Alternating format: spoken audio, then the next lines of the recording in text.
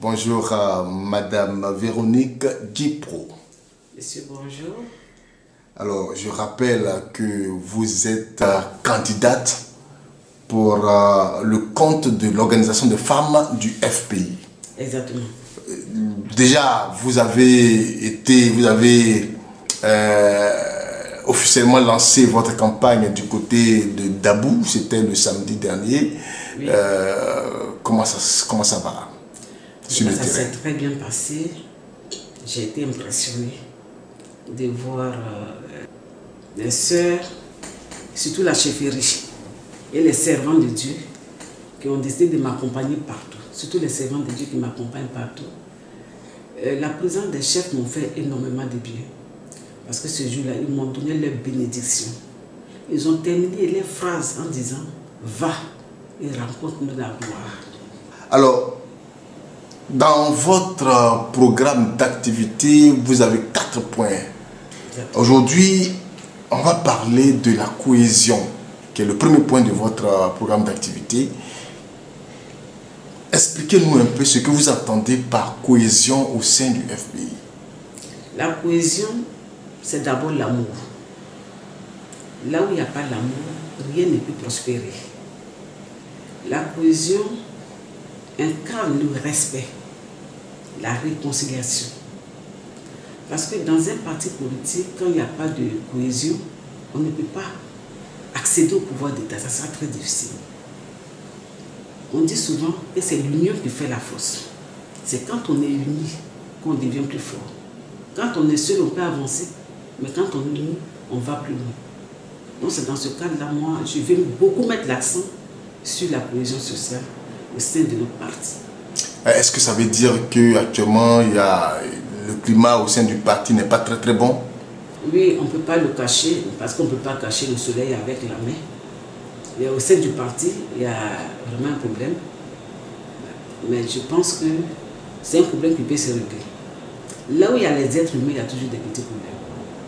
Donc, quand on est dans une maison, on peut ne pas aimer l'attitude de l'un comme de l'autre, mais il faut toujours trouver les bons mots, les mots justes pour ramener les deux clans ensemble. Parce qu'on a besoin, j'ai dit la dernière fois qu'on a besoin de tout le monde pour avancer.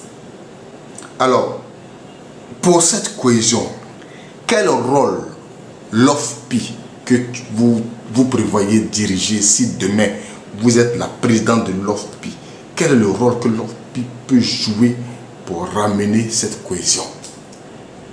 D'abord, il faut dire que je suis une femme. Quand on parle de l'OFPI, on parle des femmes. Et la femme, elle est mère. La femme est mère. Aucune mère au monde ne veut voir sa maison divisée. La femme, c'est l'amour. Nous donnons vie. La vie représente l'amour. Donc, étant une femme, si demain je suis à la tête des femmes du Front populaire ivoirien, ce que j'ai commencé hier, je pense que je peux terminer ça sans problème. C'est juste des discussions. Allez écouter l'autre. Qu'est-ce qui n'a pas marché? Qu'est-ce qu'on peut faire? C'est tout. Pas des conditions carrées, radicales, non. Mais qu'est-ce qui a marché et qu'est-ce qui n'a pas marché surtout? Voilà. On peut s'écouter, se parler pour que vraiment la paix véritable puisse revenir au Front populaire ivoirien. Et moi, je suis sûre, d'abord le président Afi, vous savez, le président Afi est un homme de paix. Un homme qui met l'accent sur l'amour et la paix. Au nom de la paix, le président Afi a été obligé de signer ce qu'on appelle le partenariat avec le RHDP. Donc s'il a signé le partenariat avec ses bourreaux d'hier, ce ne sont pas avec les camarades du parti qui ne peuvent pas ramener cette paix-là. Donc je pense que avec notre appui auprès du président, les choses vont se normaliser. La femme, c'est la femme. Je travaillerai avec les femmes de Côte d'Ivoire. Donc s'il y a les femmes de l'autre côté, pourquoi ne pas aller vers ces femmes-là? Nous allons nous parler. On se connaît, ce n'est pas aujourd'hui. Nous sommes des camarades du parti. Donc ça, je ne vois même pas d'inconvénient. Les choses peuvent se normaliser. Il suffit qu'on se donne les moyens, qu'on accepte véritablement de le faire. Mais si on veut savoir ce qui est à l'origine véritablement de ces tensions au sein du parti. Moi, je pense que c'est la perte du pouvoir. Quand on perd le pouvoir, ça entraîne beaucoup de choses. Nous avons perdu le pouvoir dans des conditions calamiteuses. Beaucoup de nos camarades étaient en prison, d'autres des comptes gelés. Quand c'est comme ça et que la faim frappe, en tout cas, la raison peut fuir par la fenêtre. Donc ça fait que ça peut créer beaucoup de tensions. Voilà, ça peut créer beaucoup de tensions. Moi, je pense que c'est à l'origine de tout ça. Et accompagné de l'incompréhension. Souvent, tu expliques que ça, c'est neuf, parce que l'autre assis en face de toi, lui voit un 6. Voilà. Or, pourtant, vous parlez de la même chose. C'est pas vrai. Alors, on va passer au deuxième sujet de votre programme qui concerne l'implantation du FPI. Aujourd'hui, le FPI n'a que 2 députés et aucun maire, à part les conseillers municipaux que vous avez, les conseillers régionaux que vous avez, mais il n'y a pas de maire, il n'y a pas de président de conseil régional. Pourtant, à l'époque, le FPI avait tout ça. Alors, qu'est-ce qui n'a pas marché? On a remarqué que le parti même n'a pas couvert toute l'étendue du territoire. Qu'est-ce qui n'a pas marché à ce niveau? D'abord, je peux dire que les militants ne sont pas donnés véritablement par rapport à l'opération Zama. Mais nous pensons que si demain nous sommes aux affaires, et je suis sûr que nous serons aux affaires, à la tête de l'offre que je vais dire, nous allons procéder à cela. Faire en sorte, là on parle de l'implantation du parti, c'est dans mon domaine. Nous allons visiter les régions. Les régions où, dans certains endroits, il n'y a même pas de fédéraux. Mais s'il n'y a pas de fédéral, comment trouver un secrétaire de section? Parce que si la tête n'est pas là, il n'y aura pas de coup. C'est le coup qui porte la tête. Mais s'il n'y a pas un fédéral, comment trouver les secrétaires de section? Comment trouver les secrétaires de base? Donc c'est tout ça là. Il faut implanter le parti à travers la Côte d'Ivoire. Si le travail est fait de façon vigoureuse, bon, moi je pense que la reconquête du pouvoir sera plus facile. L'autre question c'est, quelles sont les difficultés auxquelles le parti est confronté dans son implantation nationale? Vraiment c'est difficile parce que depuis 2010-2011, quand nous sommes revenus, après la guerre, quoi, je vais dire, le parti a presque tout perdu. Ça, il faut le reconnaître.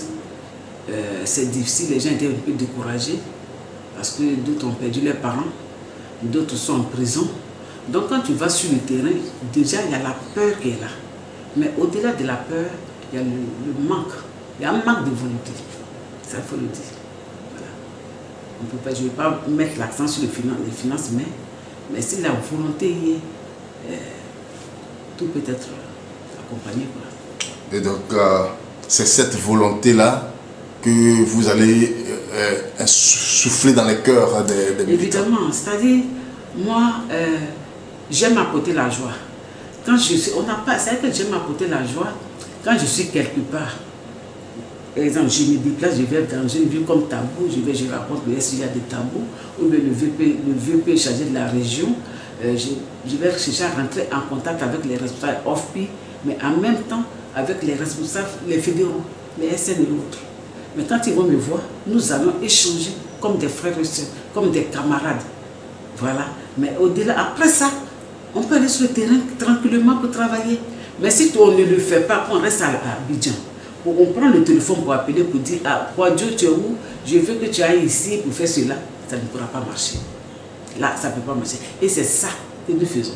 On est à Abidjan, on appelle nos militants sur le terrain. Est-ce que tu as été ici? Est-ce que tu as fait ceci? Mais il faut qu'on se déplace pour aller sur le terrain pour voir effectivement si le travail s'est fait. Et c'est ce que je compte faire. Envahir le terrain. Je pense que c'est la dernière question pratiquement. Si tu as un mot que tu voulais dire avant qu'on ne finisse. D'abord, je voudrais dire merci au président Afi, parce que c'est un grand homme, un homme de conviction. J'envie sa résilience en tout. Et j'ai prie Dieu que ce que son cœur désire, Dieu puisse l'accorder. J'ai dit merci à tous les Ivoiriens, à toutes les Ivoiriens qui ont confiance au Front populaire ivoirien et qui sont en train de se mobiliser massivement pour se rendre les 8 et les 9 Yamoussoukro.